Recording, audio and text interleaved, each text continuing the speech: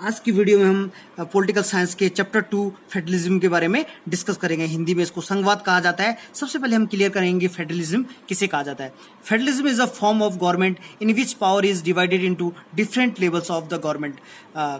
Federalism उस government को कहा जाता है जिसमें हम पावर को अलग अलग टीयर्स ऑफ गवर्नमेंट में डिवाइड करते हैं। जिस तरह से भारत के अंदर जो पावर है, पावर शेयर की गई है, central government, state government and local government है। उसी तरह बेल्जियम के अंदर भी पावर शेयरिंग की गई है, central government, state government and community government. तो फेडरलिज्म उसे कहा जाता है जिसमें हम पावर को शेयर करते हैं एक से अधिक लेवल पे। ठीक है, नेक्स्ट हम पढ़ेंगे बेटा, हमने बेल्जियम के बारे में डिस्कस किया था कि बेल्जियम के अंदर कैसे कैसे अमेंडमेंट्स हुए थे। ठीक है, 1970 1993 के बीच में उनमें 4 बार अमेंडमेंट किए थे। तो क्या क्या चेंजेस हुए थे उसके बारे में हम डिस्कस करेंगे। Before 1993 in a Belgium's centre power control the state government and central government can take the power of state government and state government can't take decisions. ठीक है, जो 1993 से पहले जो बेल्जियम के अंदर जो पावर थी वो केवल सेंट्रल गवर्नमेंट के हाथ में थी, और जो सेंट्रल गवर्नमेंट जो है वो स्टेट गवर्नमेंट को रूल करती थी, और जितने भी डिसीजन है वो सेंट्रल गवर्नमेंट लेती थी और स्टेट गवर्नमेंट को कोई पावर नहीं मिली हुई थी। ठीक है, नेक्स्ट है after 1993 change took place, many powers of central government were given to the state government. Now state government was not dependent on the central government. 1993 से पहले जो स्टेट गवर्नमेंट थी वो सेंट्रल गवर्नमेंट में डिपेंडेंट थी, लेकिन 1993 में जो अमेंडमेंट किया गया उसमें स्टेट गवर्नमेंट को पावर दी गई, और जो स्टेट गवर्नमेंट है वो सेंट्रल गवर्नमेंट में डिपेंडेंट नहीं थी, और जो सेंट्रल गवर्नमेंट है वो स्टेट गवर्नमेंट की पावर में इंटरफियर नहीं कर सकती थी। ठीक है, usually federalism has two level of government. Usually जो फेडरलिज्म होता है उसमें 2 लेवल्स ऑफ गवर्नमेंट होती है, लेकिन भारत जैसे बड़े देश में 3 टीयर्स ऑफ गवर्नमेंट है, क्योंकि 2 टीयर्स ऑफ गवर्नमेंट से भारत जैसे बड़े देश में जो एडमिनिस्ट्रेशन होता है, प्रशासन है, वो चल नहीं पाता है, जिसके कारण भारत में 3 टीयर्स ऑफ गवर्नमेंट है। जनरली 2 टीयर्स ऑफ गवर्नमेंट होती है, central government and state government. State government के अंदर क्या क्या आता है उसके बारे में हम डिस्कस करेंगे। Government for entire country usually take responsible for few subject of common national interest, example defence, railway. जो सेंट्रल गवर्नमेंट के जो रिस्पॉन्सिबल होती है वो नेशनल इंटरेस्ट से संबंधित जितनी भी डिपार्टमेंट होती है उससे संबंधित डिसीजन लेती है। जो स्टेट गवर्नमेंट होती है वो स्टेट इंटरेस्ट से संबंधित डिपार्टमेंट से संबंधित डिसीजन लेती है। ठीक है, अब नेक्स्ट हम की फीचर ऑफ फेडरलिज्म के बारे में डिस्कस करेंगे कि फेडरलिज्म की क्या क्या विशेषताएं होती है उसके बारे में डिस्कस। जो फेडरलिज्म होते हैं उसके 7 की फीचर्स हैं उसके बारे में डिस्कस करेंगे। पहला है देयर आर 2 और मोर लेवल ऑफ गवर्नमेंट। जो फेडरलिज्म होता है उसमें 2 या 2 से अधिक लेवल ऑफ गवर्नमेंट होता है।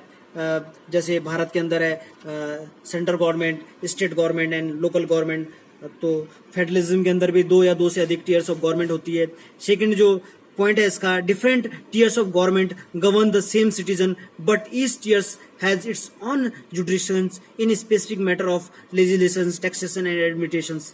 और जो अलग अलग जो गवर्नमेंट होती है वो सेम सिटीजन को गवर्न करती है, नियंत्रित करती है। जैसे सेंटर में बीजेपी की गवर्नमेंट है, मोदी जी की गवर्नमेंट है, तो उसके लिए भी हम वोट करते हैं। स्टेट में भी बीजेपी की गवर्नमेंट है, हरियाणा में हरियाणा स्टेट में बीजेपी की गवर्नमेंट, मनोहर लाल खट्टर जी की गवर्नमेंट है, उसके लिए भी हम वोट करते हैं, वो भी हमें गवर्न करती है।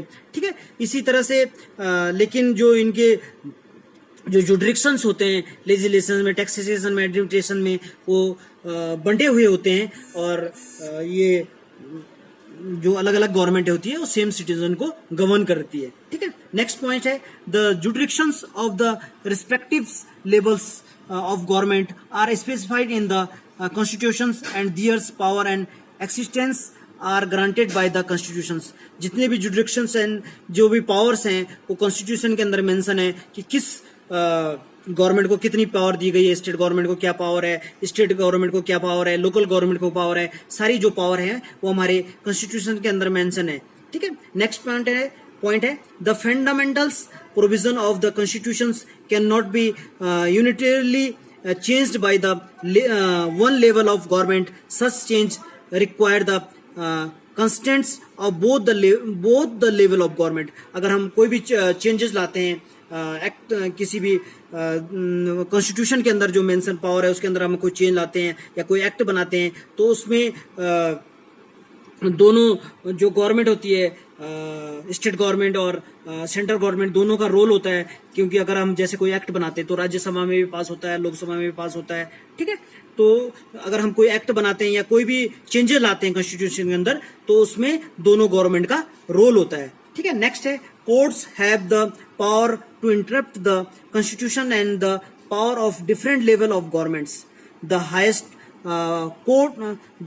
Court act as the umpire in disputes arise between different level of government. अगर दोनों गवर्नमेंट में अगर कोई किसी बात पे अगर डिस्प्यूट हो जाता है कि पावर के लिए, तो उसमें जो कोर्ट होता है, जो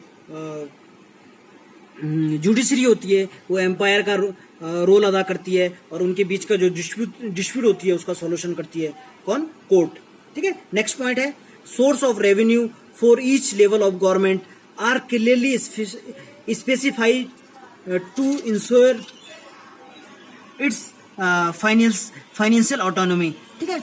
जो रेवेन्यू है गवर्नमेंट का कि वो उसको रेवेन्यू कहाँ से प्राप्त करेगा, कहाँ से अर्न करेगा, वो सारे हमारे कॉन्स्टिट्यूशन में मेंशन है। सारे डिपार्टमेंट 3 तरह की लिस्ट बनी है, union list, state list and concurrent list. जो यूनियन लिस्ट है उसमें सेंट्रल गवर्नमेंट में कौन कौन से डिपार्टमेंट आएंगे, वो रेवेन्यू कहाँ से प्राप्त करेगा। स्टेट लिस्ट में कौन कौन से डिपार्टमेंट स्टेट गवर्नमेंट के अंडर में आएगा, वो रेवेन्यू कहाँ से अर्न करेगा। ये सारे अलग अलग लिस्टें बनी है और सारे कॉन्स्टिट्यूशन में मेंशन है, ठीक है। लास्ट पॉइंट है the federal systems thus has dual objective to first है to safeguard and promote unity of the country, ठीक है। पहला जो है कि जो पॉइंट है कि वो देश की एकता को प्रमोट करेगा और उसकी सुरक्षा करेगा। कैसे करेगा? जैसे हमारा जब कॉन्स्टिट्यूशन बना था तो उसमें मेंशन किया गया था कि जो हमारी पहले ऑफिशियल लैंग्वेज थी इंग्लिश थी, तो उसमें मेंशन किया कि 1965 के बाद जो भारत के अंदर जो हिंदी होगी वो नेशनल लैंग्वेज होगी। लेकिन 1965 में जब हमने चेंज किया, हिंदी को नेशनल लैंग्वेज बनाना चाहे, ऑफिशियल लैंग्वेज बनाना चाहा, तो साउथ के जो बहुत सारी जो स्टेट थे उन्होंने इसका विरोध किया, क्योंकि वहाँ पे वो हिंदी नहीं जानते थे। तो हमारे देश के जो थिंकर्स थे, लीडर्स थे, उन्होंने जो इंग्लिश है और हिंदी को ऑफिशियल लैंग्वेज बनाया ताकि कोई डिस्प्यूट पैदा ना हो। तो हमें क्या करना है? This to safeguard and promote the unity of the country. Next point है रिस्पेक्ट रीजनल डाइवर्सिटी। तो हमें जो रीजनल डाइवर्सिटी है उसकी भी रिस्पेक्ट करनी है। उसकी रिस्पेक्ट किस तरह से करनी है? जैसे हरियाणा है, हरियाणा के अंदर अगर कोई तमिल से आ जाता है या कोई केरल से आ जाता है या कोई दूसरे स्टेट से आ जाता है और वो हमारे देश के अंदर कोई इंस्टीट्यूशन खोलना चाहता है अपने कल्चर से संबंधित, तो हम उसको मना नहीं कर सकते हैं, ठीक है। तो हमारे देश के अंदर हम रिस्पेक्ट करते हैं रीजनल डाइवर्सिटी की। आज के लिए इतना ही। Stay in homes. Thanks. Next video में हम काइंड्स ऑफ फेडरलिज्म के बारे में डिस्कस करेंगे। Stay in homes. थैंक्स।